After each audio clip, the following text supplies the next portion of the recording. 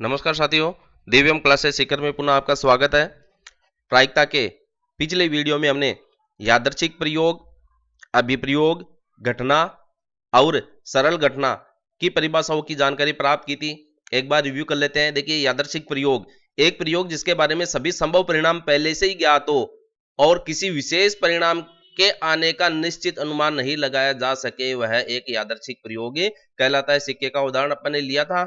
Head आएगा या tell आएगा हम कह नहीं सकते हैं, लेकिन हेड और टेल आएगा, इसके दो संभावित परिणाम है, तो यह एक यादृच्छिक प्रयोग कहलाता है। यानी कि सिक्के को उछालना एक यादृच्छिक प्रयोग है। इसको हमने अभिप्रयोग की भी संज्ञा दी थी। फिर देखिए, अभिप्रयोग और घटना हमने देखी थी। तो किसी भी संदर्भ का कोई प्रयोग जिसका कई संभावित परिणामों में से एक परिणाम अवश्य प्राप्त होता है, एक अभिप्रयोग कहलाता है। जैसे सिक्के को उछालते हैं तो हेड या टेल अपने को अवश्य प्राप्त होता है, तो उछालना तो अभिप्रयोग है, और चित या पटाना एक घटना कहलाता है। इसी तरीके से पासे को अगर उछालते हैं तो एक अभिप्रयोग होता है, लेकिन उसके अंदर 1 से 6 तक के अंक अगर आते हैं तो वह एक घटना कहलाती है। सरल घटना की हमने परिभाषा देखी थी। किसी अभिप्रयोग में एक समय में केवल एक घटना घटित हो तो उसे सरल घटना कहते हैं। अगर आप एक थैले में से कुछ गेंद रखी हुई है और उसमें से एक ही गेंद निकालते हैं, अब वो ब्लैक हो, नीली हो, व्हाइट हो, कुछ भी हो, किसी भी रंग की हो, लेकिन आप एक ही गेंद निकाल रहे हैं एक समय में, तो वह एक सरल घटना है। सिक्के को उछालते हैं और अगर हेड आ जाता है तो वह भी एक सरल घटना कहलाती है। एक समय में अगर केवल एक घटना घटित होती है तो वह सरल घटना कहलाती है। अब आज देखिए, कक्षा 10 के जो चौथी परिभाषा है किताब के अंदर, उसको अपन देखेंगे। ये बहुत ही महत्वपूर्ण है। अब आगे की जो 2-3 परिभाषाएं अपन देखेंगे, इनकी जानकारी के अभाव में हम प्रायिकता का जो टॉपिक है आपका, वो वास्तव में बहुत ही अधिक अधूरा रह सकता है। इसलिए इस टॉपिक को अपने को विशेष जोर देकर समझना है।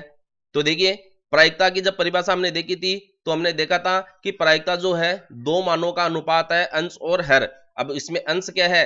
जैसे हम कोई प्रयोग करते हैं, हमने कितनी बार प्रयोग किया था, यानी कि कुल प्रयोगों की संख्या को हमने हर में लिखा था और उसके रिजल्ट कितने प्राप्त होते हैं उसको अंश में लिखा था, और इसका जो अनुपात है उसको हमने प्रायिकता की संज्ञा दी थी, जिसका मान 0 से 1 के बीच में प्राप्त होता है, या 0 भी हो सकता है, 1 भी हो सकता है, और इसके बीच में भी हो सकता है। माइनस में मान नहीं होता है प्रायिकता का, और 1 से अधिक नहीं होता है। 1 से अधिक नहीं होने का मतलब है कि अंश में आपको बड़ी संख्या नहीं मिलेगी और हर में अंश से छोटी संख्या नहीं प्राप्त होगी। तो इस प्रकार का अनुपात अगर किसी भी क्वेश्चन में दिया हुआ हो तो वह प्रायिकता नहीं है। तो देखिए, बात करते हैं अपन आज की विशेष ही बहुत ही महत्वपूर्ण परिभाषा की, निशेष घटनाएं या कुल स्थितियां। तो सबसे पहले तो इसका जो शब्द है उसको अपन देख लेते हैं कि निशेष क्या कहलाता है। इंग्लिश में इसको देखो एग्जॉस्टिव इवेंट्स और टोटल नंबर ऑफ केसेज कहते हैं। तो ये नाम तो आपको बहुत ही आसानी से समझ में आ रहा है, टोटल नंबर ऑफ केसेज, यानी कि जो टोटल कितनी घटनाएं हैं। अब शेष, शेष का मतलब नी शेष, नी यानी हिंदी में इसका अर्थ निकलता है नहीं, यानी कि शेष नहीं, कोई भी शेष नहीं। अब कोई कौन? समस्त संभावित परिणाम।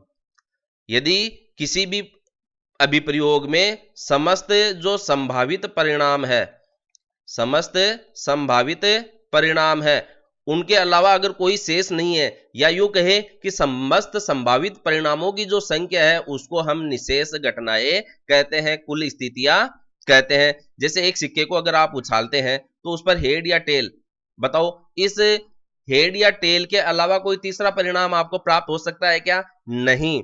तो इसके कुल समस्त संभावित परिणाम कितने हो गए हैं? 2। तो ये 2 यहां पर निशेष घटनाएं कहलाता है, कुल स्थितियां कहलाती है। तो देखिए, किसी अभिप्रयोग के समस्त संभावित परिणाम, देखिए समस्त संभावित परिणाम, यानी कि जो भी अपन प्रयोग कर रहे हैं उसके कितने रिजल्ट मिल सकते हैं अपने को, समस्त संभावित परिणामों की संख्या को अपन निशेष घटनाएं कहते हैं। उस अभिप्रयोग की निशेष घटनाएं या कुल स्थितियां कहलाती है। जैसे एक सिक्के को उछालना एक अभिप्रयोग है और चित या पट आ सकते हैं। तो चित या पट टोटल हो गए 2। तो इस अभिप्रयोग में 2 निशेष घटनाएं हैं। अब इसको देखो थोड़ा मैथमेटिकल रूप से अलग रूप में देखते हैं। अपन सिक्के को उछालते हैं तो 2 अपने को परिणाम प्राप्त होते हैं हेड और टेल के रूप में। उसको कितनी बार उछालने पर ये 2 संभावित परिणाम अपने को प्राप्त होते हैं? उछालो न उछालो, लेकिन संभावित परिणामों की संख्या कितनी है? 2। और एक बार उछाल रहे हैं, तो देखिए अपने को जो निशेष घटनाएं हैं वो 2 प्राप्त होगी। 2 की घात 1 का मतलब 2 होता है, जो हेड और टेल के रूप में है। अब हम बात करें कि यदि आप एक सिक्के को, देखिएगा, एक सिक्के को 2 बार उछालते हैं, एक सिक्के को 2 बार उछालते हैं, तो देखिए एक सिक्के की जो समस्त संभावित परिणाम है 2 है। अब आप उसको कितनी बार उछाल रहे हैं उसको घात पे लगा दो 2, तो इसके जो समस्त संभावित परिणाम है यानी कि निशेष घटनाओं का मान, कुल स्थितियों का मान अपने को 4 प्राप्त होता है। वो देखो किस रूप में होता है, एक सिक्के को उछालने पर अपने को हेड और टेल प्राप्त होता है, हेड और टेल प्राप्त होता है। तो एक तो परिणाम हो गया हेड हेड, एक हो गया हेड और टेल, दूसरा टेल और हेड हो जाता है, और चौथा जो है आपका टेल और टेल। तो ये 4 परिणामों के अलावा 5वां परिणाम अपने को कदापि प्राप्त नहीं होता है और नहीं हो सकता है। यानी कि यदि आप एक सिक्के को 2 बार उछालते हैं और उनको 2 बार उछालने पर उनके परिणामों को नोट करें कि क्या क्या आ सकते हैं। अगर आप एक सिक्का लिया और उसको उछाला, तो 2 बार उछाल रहे हैं, तो अपने को इनसे प्राप्त होने वाले हेड और टेल को एक साथ लिखना है। जैसे पहली बार उछाला हेड आ गया, दूसरी बार उछाला फिर भी हेड आ गया, तो ये एक रिजल्ट हो गया। 2 बार उछाल रहे हैं इसलिए 2 परिणामों को एक साथ लिखकर चलना है। तो इस तरीके से इन 2 परिणामों को एक साथ लिखकर चलने पर अपने को कुल 4 स्थितियां प्राप्त होती है। कुल 4 स्थितियां प्राप्त होती है, यानी कि कोई शेष नहीं है। अब इसके अलावा 5वीं घटना है ही नहीं कोई। अतः यहां पर ये 4 जो स्थितियां है, कुल स्थितियां है, इसको ही हम निशेष घटनाएं कहते हैं। अब देखो बात करें कि ये तो होगी अपनी सिक्के को 2 बार उछालते हैं। यदि आप सिक्के को 3 बार उछालते हैं तो आपको कितनी निशेष घटनाएं यानी कि कुल स्थितियां प्राप्त हो सकती है। तो अब आप आंख मीच कर बता सकते हैं 2 की घात 3, यानी कि 8 निशेष घटनाएं प्राप्त होगी या 8 कुल स्थितियां प्राप्त होगी। अब वो कौन कौन सी होगी, देखिए, अगर हम 2-2 सिक्कों की बात करें या एक सिक्के को 2 बार उछालते हैं तो अपने को देखो ये रिजल्ट प्राप्त होते हैं। अब इसको एक बार आप और लिख लीजिए।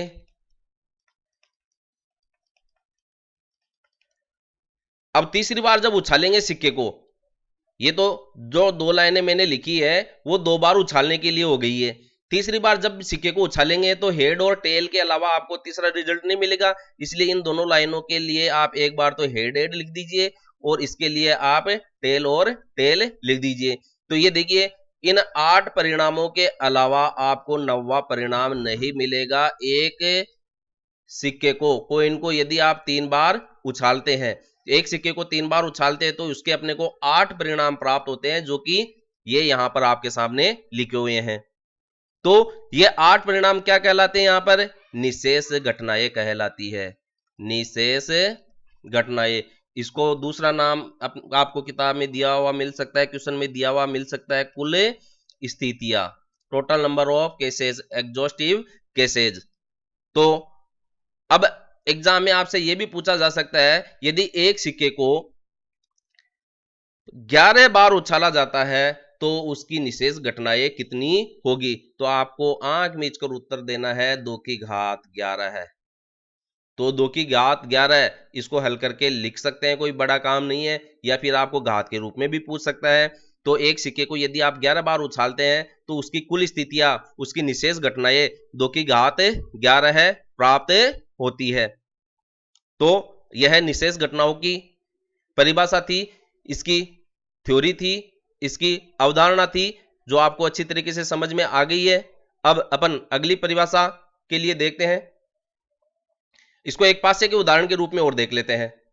यदि आप एक पासे को उछालते हैं तो उस पर देखो अपने को ये 6 अंक प्राप्त होते हैं। तो पासे को उछालना तो अभिप्रयोग कहलाता ही है, एक पासे को उछालना अभिप्रयोग तो कहलाता ही है। इसके साथ ही देखो इस पर 1 से 6 बिंदु या 6 अंक लिखे हुए रहते हैं, तो उसके समस्त संभावित परिणाम कितने हो गए, समस्त संभावित परिणाम 6 हो गए हैं। तो एक पासे को एक बार उछालने पर उसके समस्त संभावित परिणाम 6 प्राप्त होते हैं, इसलिए यहां पर 6 निशेष घटनाएं हैं, 6 कुल स्थितियां प्राप्त होती है।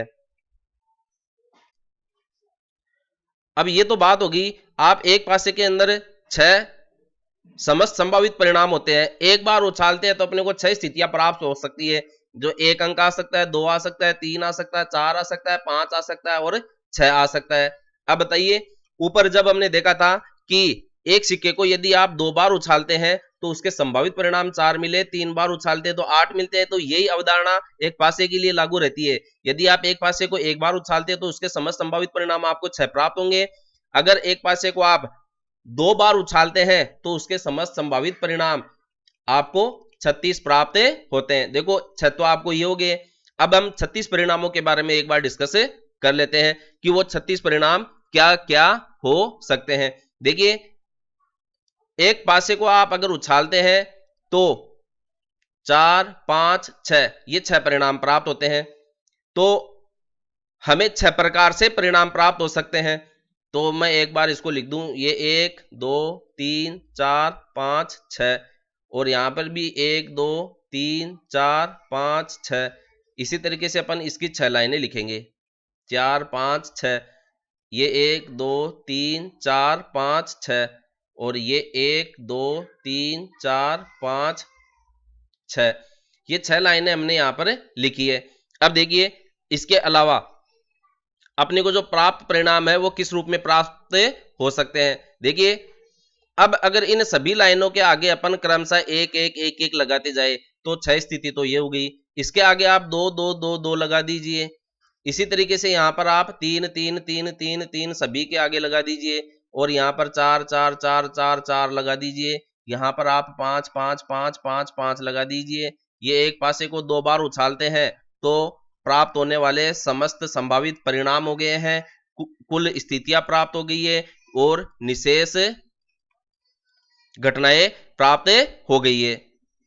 तो ये जो 36 परिणाम हो गए, देखिए इधर से 1 2 3 4 5 6 और इधर से गिनते हैं तो 1 2 3 4 5 6, तो 6 कॉलम होगी, 6 पंक्ति होगी, तो 6 6 36 अपने को समस्त संभावित परिणाम प्राप्त हो रहे हैं। और इन समस्त संभावित परिणामों को हम क्या कहेंगे? निशेष घटनाएं कहेंगे, कुल स्थितियां कहेंगे। अब यदि आपसे कहा जाए कि यदि एक पासे को 5 बार उछाला जाता है तो समस्त संभावित परिणाम कितनी होगी, या पूछ लिया जाए एक पासे को 5 बार उछाला जाता है तो निशेष घटनाएं कितनी होगी या कुल स्थितियां कितनी होगी। तो एक पासे के अंदर 6 समस्त संभावित परिणाम होते हैं और 5 बार उछाल रहे हैं तो उसकी घात आप 5 लगा दीजिए और इसको हल कर लीजिए। तो यह इसकी निशेष घटनाएं हो गई है, कुल स्थितियां हो गई है। अब अगर अपन बात करते हैं आगे, देखिए अब ये जो निशेष घटनाओं की हमने बात की है तो ये देखो कुल स्थितियां है। कुल स्थितियां होने का मतलब जब भी आप प्रायिकता का मान ज्ञात करेंगे, प्रोबेबिलिटी ज्ञात करेंगे, तो ये इसके हर की हमने बात कर ली है। यानी कि हर प्रायिकता के हर में हम क्या लिखेंगे? निशेष घटनाएं लिखेंगे, यानी कि कुल संभावित परिणाम या कुल स्थितियां इसका दूसरा नाम है, तो कुल स्थितियां अपन लिखेंगे। तो एक प्रायिकता ज्ञात करने के लिए उसके हर में क्या आएगा उस चीज के बारे में अपन ने चर्चा कर ली है। अब अपन बात करेंगे कि इसके अंश में क्या लिखा जाए। किसी भी जैसे सिक्का उछालते हैं, पासा उछालते हैं, ताश की गड्डी है, कुछ भी है, थैले से गेंद निकालते हैं, तो अंश में क्या लिखा जाएगा प्रायिकता ज्ञात करने के लिए, वो क्या होती है उसके बारे में अपन आगे डिस्कस करने जा रहे हैं। तो देखिए यहाँ पर है अनुकूल घटनाएं या स्थितियां। देखिए यहाँ पर कुल शब्द नहीं है, केवल स्थितियां है। और यहाँ निशेष यानी कि कोई भी शेष नहीं शब्द लिखा है, केवल अनुकूल। अनुकूल का मतलब है यदि आप सिक्के को उछालते हैं तो आपको क्या रिजल्ट मिलता है। अगर सिक्के को उछालते हैं तो आपको क्या रिजल्ट मिलता है? फेवरेबल इवेंट्स और केसेज, यानी कि क्या फेवर में रहता है। पासे को उछालते हैं तो कौन सा अंक आता है, तो जो आया है उसी की बात करेंगे। कोई कंडीशन अभी हम नहीं लगा रहे हैं, लगाएंगे तो उसकी बात अलग हो जाएगी। तो अनुकूल घटनाएं यानी कि आपको क्या परिणाम प्राप्त हो रहा है, समस्त संभावित परिणामों में से आपको क्या परिणाम प्राप्त हो रहा है उनको अपन अनुकूल घटनाएं कहते हैं, स्थितियां कहते हैं। देखिए किसी अभिप्रयोग में किसी विशिष्ट घटना की अनुकूल स्थितियां उस प्रयोग के उन परिणामों की संख्या है। देखिए परिणामों की संख्या आ गई है, तो कुल मिला के बात क्या है? रिजल्ट की बात कर रहा है। ये किसकी बात कर रहा है? रिजल्ट की बात कर रहा है। तो जो भी आप अभी प्रयोग करते हैं तो उसके अंदर परिणामों की जो संख्या है जिसमें वह विशिष्ट घटना घटित होती है, तो घटना घटित हो रही है, यानी कि आप सिक्के को उछाल रहे हैं तो घटना घटित हो रही है, हेड आ रहा है, टेल आ रहा है। अब आपके पास हेड आया या टेल, मान लीजिए हेड आ गया, तो अनुकूल स्थिति क्या हो गई, हेड की हो गई, जो कि 1 है। अगर टेल आता है तो अनुकूल स्थिति क्या हो गई, 1, क्योंकि परिणाम कितना प्राप्त हो रहा है, 1। लेकिन अगर हम बात करें इसकी, तो इसके समस्त संभावित परिणाम कितने होते हैं सिक्के को उछालने के, 2। तो एक सिक्के को यदि हम एक बार उछालते हैं तो उसके समस्त संभावित परिणाम 2 होते हैं, लेकिन हेड आने की संभावना क्या हो जाएगी, देखिए हमने अभी देखा कि प्रायिकता की जो डेफिनेशन होती है उसके अंदर हर में तो अपन लिखते हैं समस्त संभावित परिणाम यानी कि निशेष घटनाएं, यानी कि कुल स्थितियां 2 है यहाँ पर। अब एक सिक्के को उछालते हैं तो हेड आने की संभावना क्या रहेगी, अब हेड आएगा तो हेड कितनी बार आ सकता है, एक सिक्के को 2 बार उछालने पर 1 बार आ सकता है, तो 1, तो इसकी प्रायिकता 1/2 हो जाती है। तो कुल मिला के अनुकूल घटनाओं का मतलब क्या होता है, जो भी अभिप्रयोग आप करते हैं उसके क्या परिणाम आपको प्राप्त हो रहे हैं, कुल संभावित परिणामों में से आपको क्या रिजल्ट मिल रहा है, उसे हम अनुकूल घटनाएं कहते हैं। इसको देखो थोड़ा सा एक अलग लाइन के रूप में भी लिखा है, तो कुल निशेष स्थितियों में से वे घटनाएं जो किसी विशेष घटना के घटित होने के पक्ष में हो, देखिए पक्ष में हो, विशेष घटना के घटित होने के पक्ष में हो, घटित होगी यानी कि परिणाम प्राप्त होगा। सिक्के को उछालेंगे तो हेड आएगा या टेल आएगा, तो हेड आने के और टेल आने के पक्ष में है। जैसे सिक्के को उछालेंगे तो हेड आने की संभावना कितनी होगी, अनुकूल घटना 1 है, निशेष घटना 2, कुल स्थितियां 2, समस्त संभावित परिणाम 2, जिसको हम हर में लिखेंगे। और हेड कितना आएगा एक सिक्के के लिए, 1, तो एक सिक्के की हेड आने की संभावना 1/2। इसी तरीके से एक सिक्के की टेल आने की संभावना भी कितनी हो जाएगी, 1/2 हो जाएगी। अब अपन बात करें, यदि आप एक सिक्के को 2 बार उछाले तो कुल घटनाएं कितनी है, तो ये कुल घटनाएं अपन ने देखो देख चुके, अपन समस्त संभावित परिणामों को अपन कुल घटनाएं कहते हैं, निशेष घटनाएं कहते हैं, तो वो 4 प्राप्त होती है, तो ये 4 यहां पर लिख रखी है। अब देखो दोनों चित आने के पक्ष में अनुकूल घटनाएं कितनी है, यहां पर देखो कंडीशन लगाइए दोनों चित आने की, दोनों चित आने की, तो चित का मतलब हो गया यहां पर हेड और हेड, तो हेड और हेड बताओ इन कुल संभावित परिणामों में से निशेष परिणामों में से कितना है, 1 है, तो अनुकूल घटना कितनी हो गई इसके लिए, 1 हो गई है। समस्त संभावित परिणामों में से जो रिजल्ट आ रहा है वो रिजल्ट कितनी बार आ रहा है, वह अनुकूल घटनाएं कहलाता है। अब जैसे एक पासे को उछालने पर सम अंक आने की अनुकूल घटनाएं, तो एक पासे के अंदर सम अंक 2, 4 और 6 होते हैं, अर्थात 3 है, तो अनुकूल घटनाएं कितनी हो गई है, 3 हो गई है। बात करते हैं ताश की गड्डी में से 2 पत्ते खींचने में राजा आने की अनुकूल घटनाएं 4C2 है, तो ये देखिए कॉम्बिनेशन का सवाल आ गया, यहां पर परमुटेशन और कॉम्बिनेशन होता है, इसके लिए अपन अलग से वीडियो पर चर्चा करेंगे कि ये क्या होता है क्या नहीं होता है। तो यहां पर ताश की गड्डी में से 2 पत्ते खींचने में राजा आने की अनुकूल स्थितियां 6 है, यानी कि 4C2 के रूप में है। अब 2 पासों को उछालने पर योग 5 आने के लिए, देखिए योग 5 आने के लिए 4 अनुकूल स्थितियां है। अब एक जो पासा होता है उसके अंदर 1 से लेकर 6 तक के अंक होते हैं, 1 से लेकर 6 तक के अंक होते हैं, तो ये क्या कह रहा है, योग 5 आने की कंडीशन लगा दी इसने, तो योग 5 कितनी प्रकार से प्राप्त हो सकता है अपने को, देखो एक तो 1 में 4 जोड़ने पर, एक 2 में 3 जोड़ने पर, एक 3 में 2 जोड़ने पर, एक 4 में 1 जोड़ने पर। इसके अलावा अगर आपको इसमें से कोई 5वीं स्थिति दिख रही है कि इनके अलावा अगर कोई अन्य संख्याओं को जोड़ने पर आप 5 प्राप्त कर सकते हैं, तो बताइए, नहीं, इन 4 के अलावा कोई 5वीं स्थिति नहीं है, यानी कि 2 पासों को उछालने पर योग 5 आने की केवल 4 अनुकूल स्थितियां अपने पास होती है। तो ये 1 4 2 3 3 2 और 4 1 के रूप में है। लेकिन समस्त संभावित परिणाम कितने हैं, यदि आप एक पासे को 2 बार उछालते हैं तो समस्त संभावित परिणाम है उसके 36। अब यहां पर योग 5 आने की